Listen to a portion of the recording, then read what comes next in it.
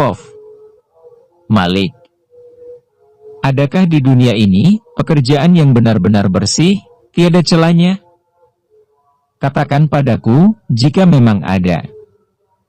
Bahkan pekerjaan yang dianggap paling mulia pun, kadang orang masih mencelanya.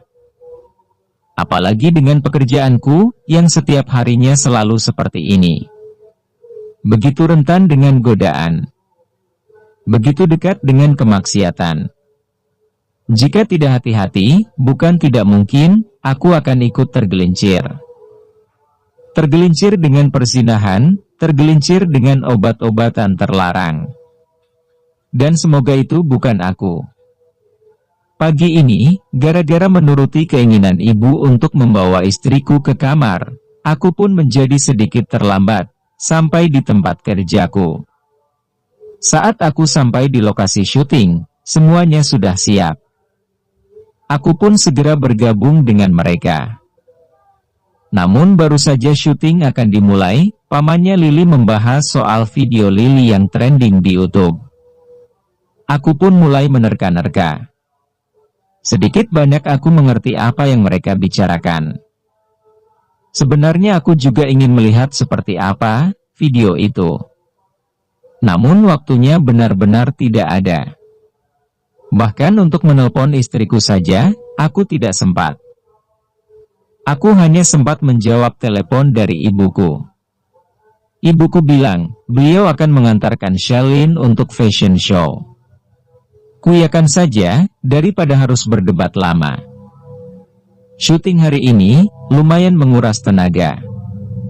Ada adegan lari yang lumayan jauh, sambil menggendong Lili di belakang. Ah, seandainya saja, yang aku gendong adalah istriku sendiri, tentu aku akan dengan senang hati, melakukannya. Tapi sudahlah, memang seperti inilah, pekerjaanku. Aku harus profesional. Setelah itu, ada lagi adegan baku hantam. Meskipun hanya akting, namun juga cukup melelahkan. Belum lagi adegan mengejar mobil. Meskipun mobilnya berjalan pelan, tetap saja, aku mengeluarkan keringat. Belum lagi adegan meloncat dari bak truk yang berjalan. Hari di mana penuh dengan adegan aksi. Hari yang benar-benar menguras tenaga. Jadi jika ada yang mengira bahwa aktor itu kerjanya enak, kalian salah besar. Sorenya, begitu selesai sebenarnya aku ingin langsung pulang ke rumah. Sepertinya enak, jika nanti berbaring di lantai, dan meminta istriku untuk menginjak-injak tubuhku. Kakinya yang lembut, dengan berat badan yang sedang, sangat pas, untuk menginjak-injak tubuhku. Namun ternyata, mereka semua memaksaku untuk ikut acara makan-makan di restoran. Aku pun menelpon istriku, meminta izin untuk makan di restoran bersama teman-temanku. Ternyata istriku mengizinkanku dengan senang hati. Hingga akhirnya aku bersama semua rekan kerjaku, masuk ke restoran yang ramai ini. Disinilah awal mulanya. Saat aku baru saja masuk, aku sudah melihat keributan itu. Lili hampir saja menampar istriku. Sebagai seorang suami, aku pun tergerak untuk melindungi istriku. Tidak mungkin aku akan diam saja. Berpangku tangan, pura-pura tidak melihatnya, pura-pura tidak mengenalnya. Cukup sudah istriku selama ini menahan rasa. Kupeluk erat tubuh istriku. Dan seperti biasanya, saat aku memeluknya, aku akan refleks menciumi pucuk kepalanya. Melihat sikapku terhadap Shalin, Lili pun bertambah cemburu. Dia mengamuk, sejadinya. Dia memukulku berkali-kali. Kubiarkan saja. Pantang bagiku untuk membalas perempuan, meskipun aku sebenarnya sangat kesal dan marah. Apalagi mendengar perkataannya yang terus saja merendahkan istriku. Rasanya aku sudah tidak tahan. Aku ingin bilang pada Lili, bahwa Shalin sudah sah menjadi istriku. Akan kulihat seperti apa reaksinya. Sayangnya, Shelin buru-buru menutup mulutku. Istriku bahkan masih bisa berpikir waras, di tengah tekanan Lily, yang semakin menggila. Kami pun menjadi tontonan. Bahkan hampir semua pengunjung memanfaatkan momen ini, dengan mengabadikan dalam bentuk video. Para rekan kerja, sama sekali tidak ada yang berani ikut campur. Mungkin di sisi lain, mereka tidak enak denganku, namun di sisi lainnya lagi, mereka juga takut dengan Lily dan pamannya yang menjadi sutradara itu. Sedangkan pamannya Lily, entahlah dia ada di mana. Aku yakin, dalam hitungan detik, keluargaku akan viral. Apalagi di sini juga ada ibuku. Lengkap sudah. Kami pun pulang, dengan memendam perasaan yang tidak nyaman. Bahkan sesampainya di rumah, aku melihat sikap ibuku yang tidak sehangat biasanya. Begitu turun dari mobil, beliau langsung masuk kamar. Shelin pun tampak sedih. Ya, aku melihat kesedihan dalam sorot matanya. Aku laki-laki. Aku yakin, insya Allah aku bisa melalui fase ini. Aku sudah siap, jika nantinya memang harus membayar denda itu, yang entah berapa nominalnya. Karena memang dalam surat perjanjian itu, nominalnya tidak ditulis dengan jelas, namun dihitung sesuai dengan jumlah kerugian yang diderita oleh perusahaan. Mungkin aku siap kehilangan semua hasil jerih payahku selama ini. Tapi bagaimana dengan perasaan ibuku? Bagaimana dengan istriku? Selama 3 bulan menikah, bahkan aku begitu memanjakan istriku dengan uang yang berlimpah. Ibuku sama sekali tidak keberatan. Aku membelikan dia mobil yang lebih mewah, daripada mobil yang biasa kupakai. Selama 3 bulan ini, aku juga banyak membelikan baju-baju mahal. Bahkan baju tidur dan semua pakaian dalamnya, aku pun selalu memilih yang terbaik. 3 bulan ini, entah berapa kali, aku membelikan perhiasan mewah seharga ratusan juta.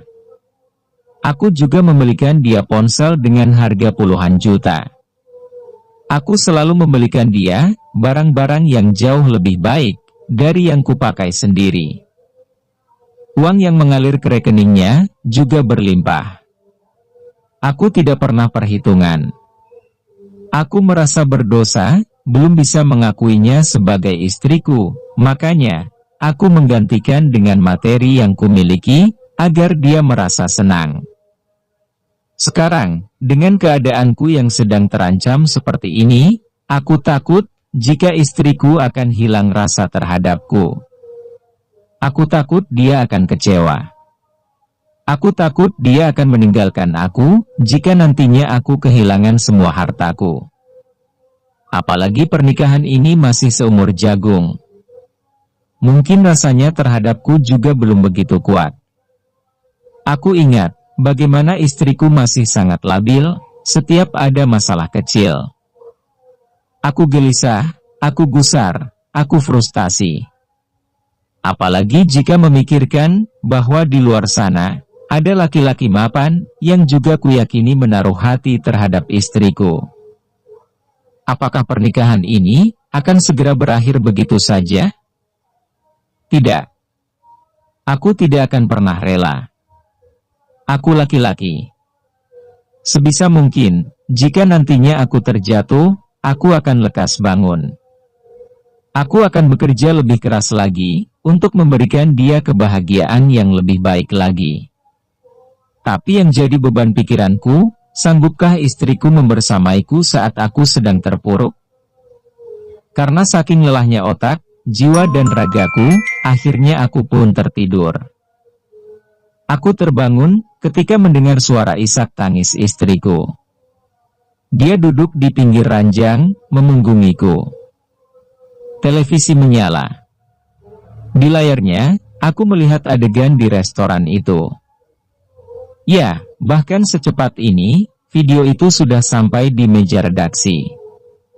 Sudah tayang, dengan narasi yang begitu menyesatkan. Inilah duniaku, yang bahkan istriku saja harus ikut terseret dalam masalahku. Di mana di situ Shalin yang notabene sebagai istri sahku, diberitakan sebagai seorang perebut lelaki orang. Ada-ada saja, mereka menjadikan peristiwa itu sebagai tajuk panas pemberitaan. Mereka tidak melakukan cross-check terlebih dahulu. Bahkan mereka seolah mendapatkan santapan empuk dan panas dengan kejadian di restoran itu. Bahkan foto-foto dan biodata istriku yang ada di media sosial pun sudah tersebar di layar kaca. Benar-benar gila. Kuraih tubuh istriku yang sedang terduduk. Kubawa dia berbaring di sisiku. Bahkan air matanya masih meleleh dengan derasnya. Kuusap air matanya, kuciumi pipinya, juga matanya. Berharap bibirku mampu membendung buliran bening itu. Jangan menangis.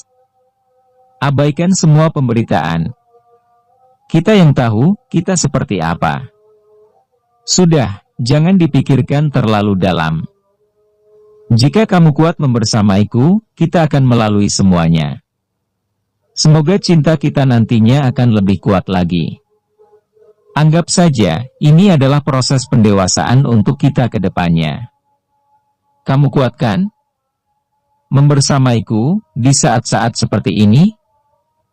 Kuusap lagi, air matanya yang masih menganak sungai. Aku merasa bersalah, Mas. Semua gara-gara aku. Coba saja, tadi aku tidak ke restoran itu. Semuanya tidak akan seperti ini. Istriku berbicara sambil menangis tergugu. Kamu tidak salah, sayang. Kamu punya hak, punya kebebasan, untuk berada di tempat yang kamu inginkan. Restoran kan tempat umum. Sudah, jangan menangis. Jika kamu menangis terus, aku tidak tega melihatnya. Aku akan membuat Lili meminta maaf kepadamu. Dia harus mempertanggungjawabkan semua perbuatan gilanya. Kamu tenang, ya, ucapku. Mas, aku bahkan merasa takut untuk membuka Instagramku. Aku takut membuka semua akun media sosialku. Mereka sudah mengenaliku. Aku takut mereka menyerangku beramai-ramai, karena dianggap telah merebutmu dari Lili. Aku takut, Mas, lagi, perempuan cantik itu berbicara dengan bercampur isak tangis. Tidak usah takut. Ada aku. Aku akan selalu menjagamu. Jika kamu belum siap untuk membuka ponselmu, biarkan saja dulu. Jika memang ada yang menghujatmu, aku yang akan memasang badan untukmu. Aku suamimu. Aku pasti akan membelamu. Aku tidak akan diam saja. Apalagi jika aku harus membayar penalti itu, akan kupastikan, aku pun akan sekalian berhenti dari kontrak itu. Jika aku hancur, kamu hancur, kupastikan, mereka semua juga akan ikut hancur. Meskipun aku tidak bersekolah tinggi, namun aku tidak sebodoh yang mereka kira. Sudah, kamu tenang saja. Insya Allah aku bisa menyelesaikan semuanya. Aku berusaha menenangkan hati istriku, meskipun sebenarnya aku juga merasa ragu. Kasihan istriku, baru 3 bulan ku nikahi, namun harus menanggung beban malu, karena pekerjaanku. Bagaimana nanti dengan perasaan papa dan mamanya? Bagaimana nanti dengan perasaan kakaknya? Membayangkan sosok kakaknya, sungguh membuatku merinding. Mas, uang yang kamu berikan untukku, semuanya masih utuh. Aku belum pernah memakainya. Perhiasan dan mobil, silahkan dijual lagi, aku tidak apa-apa. Aku juga ada sedikit uang, silahkan jika ingin dipakai. Nanti jika masih kurang, aku akan meminta kepada papa. Insya Allah, papa juga ada uang, meskipun tidak seberapa. Jika masih kurang juga, aku akan minta pada Kak Ronald. Entah mengapa, mendengar perkataan yang diucapkan oleh istriku, aku justru merasa sesak. Tidak, sayang. Tidak akan sampai seperti itu. Aku tidak akan meminta kembali apa yang sudah kuberikan kepadamu. Aku masih punya rumah. Tidak apa-apa, kan? Jika nantinya rumah itu terjual, aku janji, setelah itu aku akan bekerja lebih keras lagi, agar bisa membahagiakan kamu, ucapku. Wanita kesayanganku itu tersenyum, dan mengerjapkan matanya. Hari sudah senja. Kami pun masuk ke kamar mandi, untuk membersihkan diri. Kemudian sholat berjamaah, bersama ayah dan ibu. Kulihat wajah ibuku sudah lebih terang. Dia sudah memperlihatkan senyumnya, kepada istriku. Ah, ibu. Beliau benar-benar jelmaan malaikat tidak bersayap, yang dikirim untukku.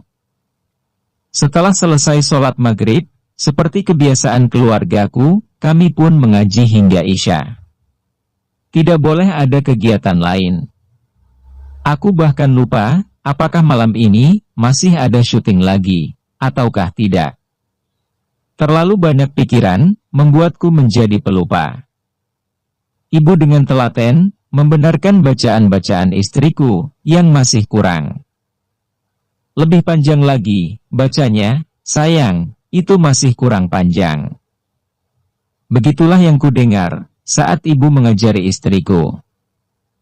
Melihat mereka seperti itu, hatiku menjadi sedikit lebih tenang. Aku merasa tentram, melihat dua wanita yang paling berharga dalam hidupku, bisa saling akur dan menyayangi. Setelah sholat Isya, kami pun duduk di ruang makan. Shelin melayani kebutuhan makan malam kami. Kulihat dia adalah istri yang sempurna. Cantik, jago di dapur, jago di atas catwal, dan juga jago di atas, sudahlah. Bisa-bisanya otakku melipir ke situ, di saat pikiranku sedang kalut. Saat kami sedang menikmati makan malam, terdengar pintu utama diketuk dari luar. Aku merasakan firasat yang tidak enak. Kami pun saling berpandangan. Siapa kira-kira yang datang? Bersambung.